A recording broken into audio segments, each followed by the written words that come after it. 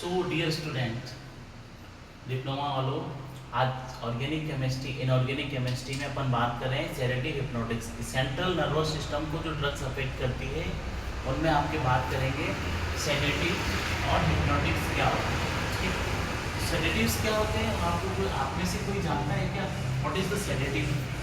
Sedative वो drugs होती है जो क्या करती है,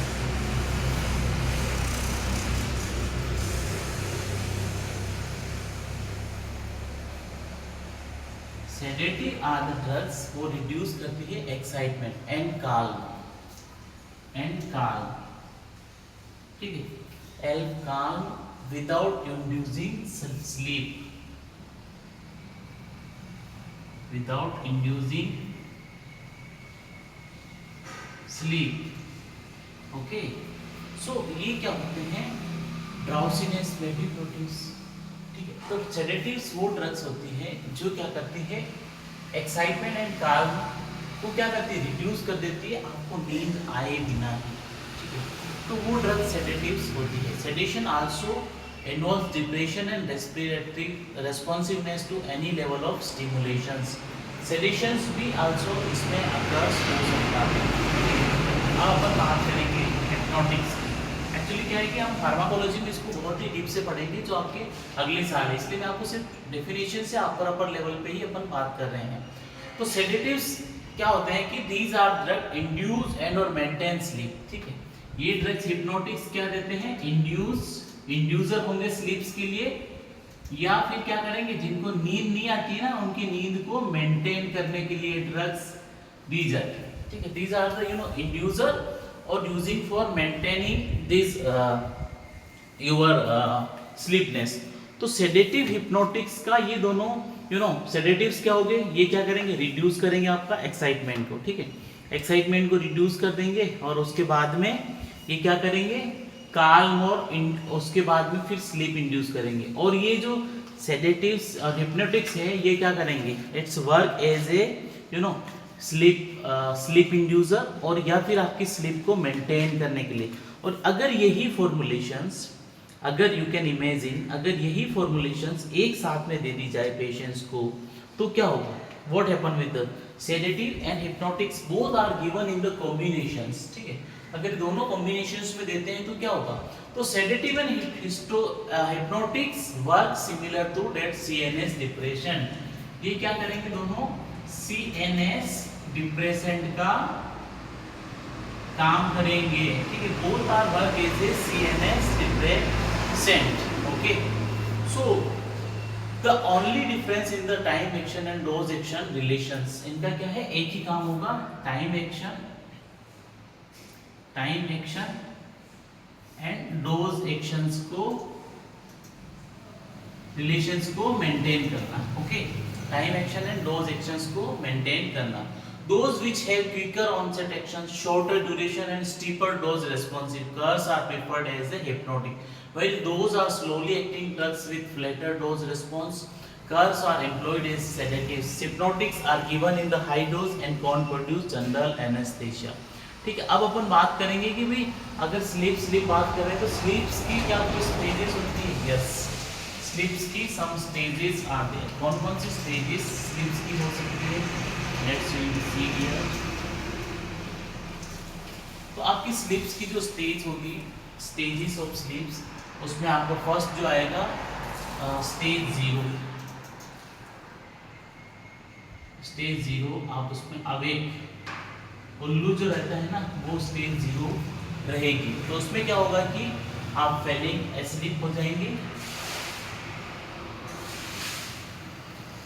falling asleep, okay, falling asleep and eye movement are irregular, ठीक है। आप उसमें आपका आई मूवमेंट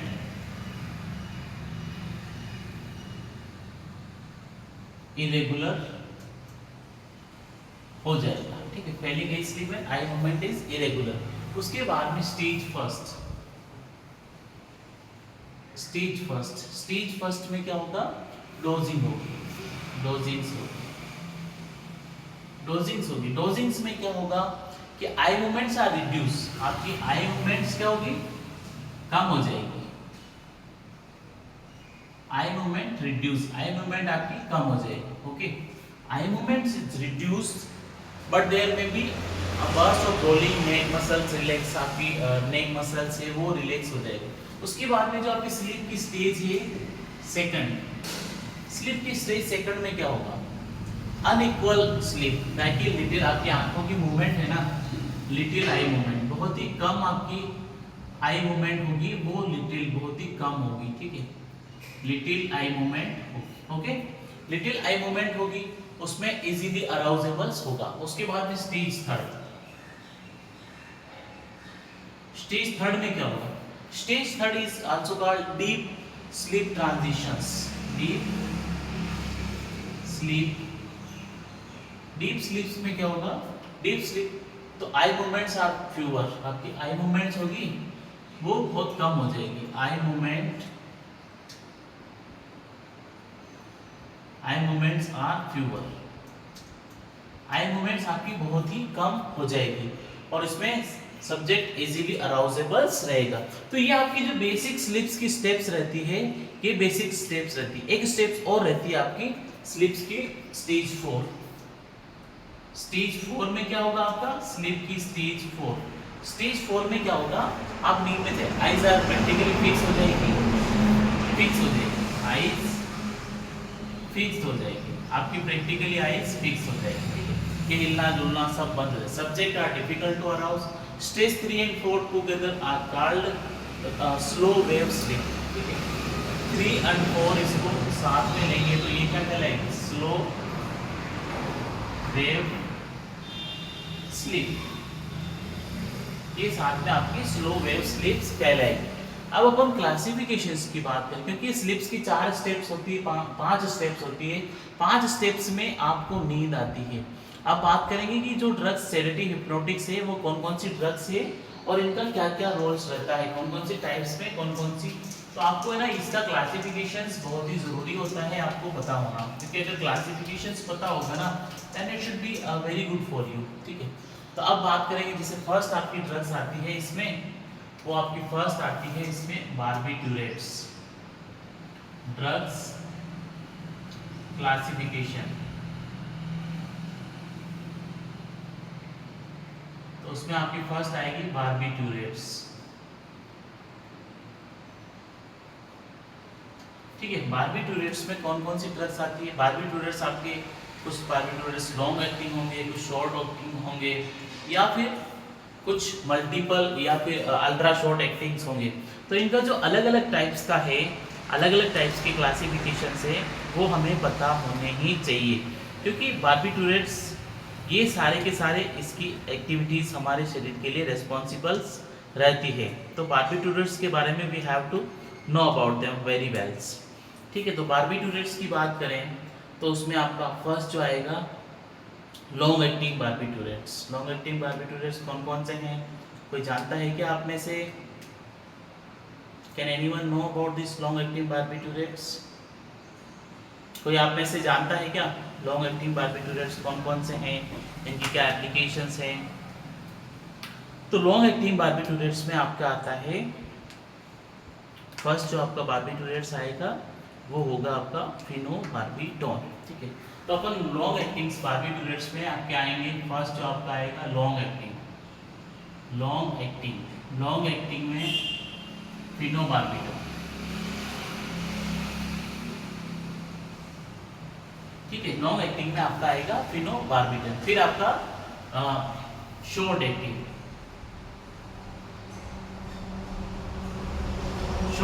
में आपका जो आएगा ब्यूटोबार्बिटॉन, शॉर्ट एक्टिंग में आएगा ब्यूटोबार्बिटॉन, शॉर्ट एक्टिंग में आपका आएगा ब्यूटोबार्बिटॉन और पेंटोबार्बिटॉन।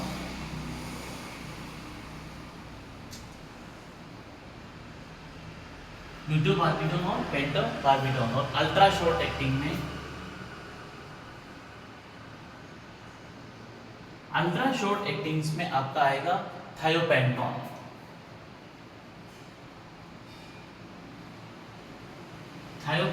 और आपका आएगा मिथोहेक्सिटॉन।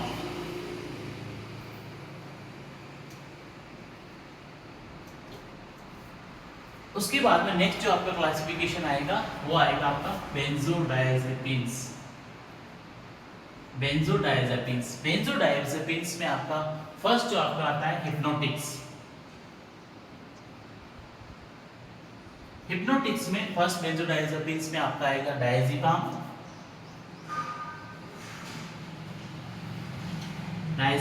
उसके बाद में आपका आएगा फ्लोराजेपाम,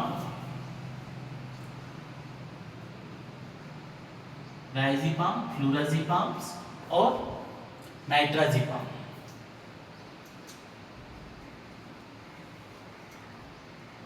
ठीक है, अगला जो आपका क्लासिफिकेशन आता है एंटी एंजाइटी।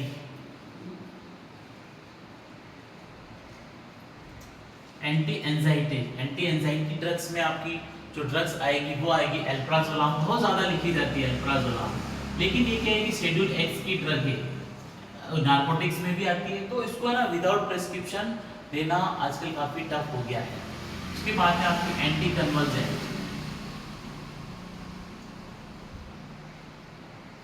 एंटी कन्वर्जेंट्स में आपकी ड्रग्स आएगी डायजेपाम, फ्लोराजेपाम,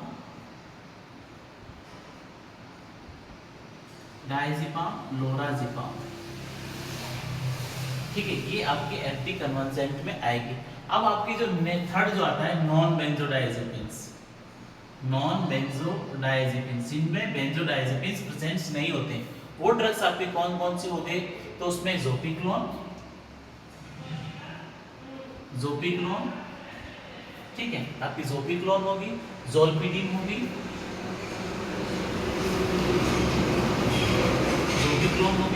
ज़ोलपीडिन होगी।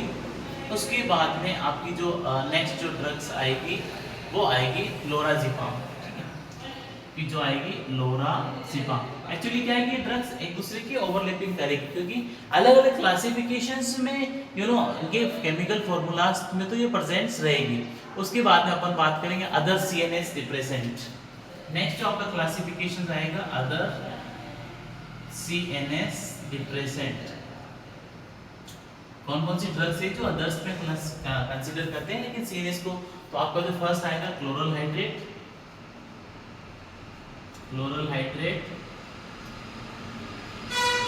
हाइड्रेट्स के बाद में आपका आएगा ट्राइक्लोफोस, क्लोरल हाइड्रेट के बाद ट्राइक्लोपेराल्डिहाइड,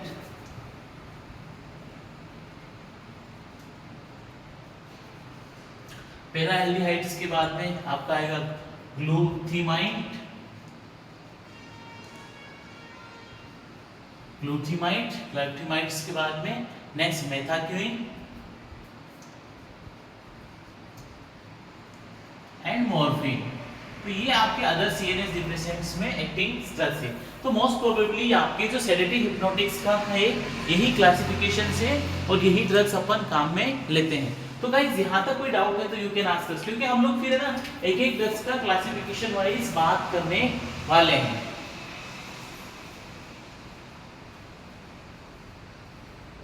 तो अगर कोई डाउट है तो यू कैन आस्क अस, ठीक है, नहीं है तो देन ओके। अब जो नेक्स्ट अपन ड्रग्स की बात करेंगे वो आपका आएगा फिनोबार्बिटल। कौन सा है? लॉन्ग एक्टिंग में, क्योंकि अब अपन क्या है कि डेरिवेटिव वाइज एक एक कंपोनेंट्स की लाइन लॉन्ग एक्टिंग बार्बिटूल से लॉन्ग एक्टिंग है फिनोबार्बिटल है, शॉर्ट एक्टिंग है ब्यूटोबार्बिटोन और पेंटोबार्बिटल है, अल्ट्रा शॉर्ट में थायोपेंटोन और मिथोक्सीडेन है। उसके बाद बेंजोडायजेपिन में हिप्नोटिक्स में डायज़ोपिन है, क्या लोराजेपाम हो गया, नाइट्राजेपाम हो गया। एंटी एंजाइटी ड्रग्स में एल्प्राजोलम हो गया। एंटी कन्वर्जेंट्स में आपका डायजेपाम्स हो गया, लोराजेपाम्स हो गया। नॉन बेंजोडायजेपिन में ज़ोपिक्लोन हो गया, ज़ोलपीडिन हो गया और लोराजेपाम्स हो गया। अदर सीएनएस डिप्रेसेंट में क्लोरल हाइड्रेट हो गया, ट्राइक्लोफॉस्फेट हो गया, पेराल्डिहाइड हो गया, ग्लूथीमाइड और मेथाइमाइड और मॉर्फिन्स अपन कंसीडर। अब अपन एक एक ड्रग्स की क्लासिफिकेशंस वाइज बात करेंगे, ठीक है। बार्बिटूरेट्स में आपका जो फिनोबार्बिटोन है उसकी बात करेंगे, ठीक है। फिनोबार्बिटोन्स की क्या एप्लीकेशंस होती है, कहाँ यूज में लेते हैं, क्या केमिकल स्ट्रक्चर्स होता है। तो ये क्या है कि आपका लॉन्ग एक्टिंग सेडेटिव हिप्नोटिक्स है जो क्या करता है एपिलेप्सी में अपन सिम्पटोम एंड थेरेपी ऑफ एपिलेप्सी के लिए काम में लिया जाता है। केमिकल स्ट्रक्चर्स की बात करें तो कार्बन रिंग इसमें प्रेजेंट होगी, ठीक है, कार्बन चेन्स प्रेजेंट होगी, इसमें एक बॉन्डिंग स्ट्रक्चर्स भी होंगे, उसके बाद में क्या है एक मॉलिक्यूल जिसका इसमें जुड़ा रहेगा। एक्चुअली क्या है कि आप थोड़ा जो ये बनाते हैं ना तो इससे क्या है कि थोड़ा आपका इंप्रेशन अच्छा दिखता है और एग्जामिनर क्या है कि आपको अच्छे मार्क्स देने की कोशिश करेगा, ठीक है ना। तो आपको क्या करना होता है कि थोड़ा से केमिकल स्ट्रक्चर को समझना होता है और उस केमिकल स्ट्रक्चर्स को क्या है कि उसको प्रॉपर वे में इम्प्लीमेंट करोगे तो it should be good for you, ठीक है। तो यहाँ तक कोई डाउट है तो you can ask us. NH इसमें प्रेजेंस रहेगा और उसके बाद में डबल बॉन्ड O। इसका साइंटिफिक जो रहेगा वो रहेगा C12। इसमें कार्बन 12 है, हाइड्रोजन भी 12 मॉलिक्यूल्स इसमें प्रेजेंट है। उसके बाद में N2O3, ओके। तो ये जो आपका फेनोबार्बिटॉल्स है ये सिम्प्टोमेटिक ट्रीटमेंट्स के लिए काम में लेते हैं। आयुपिक नेम की बात करते हैं इसको 5-ethyl 5-phenyl 1,3-diazinine 2,4,6 ट्राइजेंट्स रहते हैं। और फिजियोकेमिकल्स प्रॉपर्टीज में व्हाइट क्रिस्टलाइन पाउडर है, ठीक है। फार्मास्यूटिकल फॉर्मुलेशंस में टेबलेट इंजेक्शन फॉर्म में ही आपको मिलेगा और ये बच्चों की पहुंच से हमेशा दूर रखना पड़ेगा। उसकी डोज की बात करें तो 15 से 20 mg नॉर्मल है ना, ये ड्रग्स दी जाती है 15 से 20 mg पर केजी बॉडी वेट के अनुसार ये ड्रग्स पेशेंट्स को दी जाती है। एडमिनिस्टर आईवी रूट से ही एडमिनिस्टर किए जाते हैं। अब इसके यूजेस की बात करें तो ये क्या करेंगे, एक तो आपके सीजर्स में जिनको ताड़ आती है ना उनकी सीजर्स में बहुत ज़्यादा काम में लिया जाता है सीजर्स के लिए। और उसके बाद अपस्टेटस एपिलेप्टिस के लिए काम में लिया जाता है। ये क्या है बहुत ज़्यादा क्लिनिकली सेडेटिव एंटी कन्वर्जेंट्स के रूप में 1912 से ही प्रेग्नेंट वुमेन्स को भी उस टाइम में ही दिया जाता था, ठीक है। यहाँ तक कोई डाउट नहीं कि आपको, ठीक है। अब बात करेंगे अपन बेंजोडाइजेपिन्स डेरिवेटिव्स। सेकंड जो आपका आएगा बार्बिटूरेट्स हो गया। अब सेकंड जो आएगा आपका एक्चुअली क्या है कि बेंजोडाइजेपिन्स डेरिवेटिव्स में आपका डायज़ेपाम, ठीक है। डायज़ेपाम्स में अपन इसको क्लासिफाई कर लेते हैं। Let's see, we will be see here, okay. So right now you have any doubt you can ask us, ठीक है।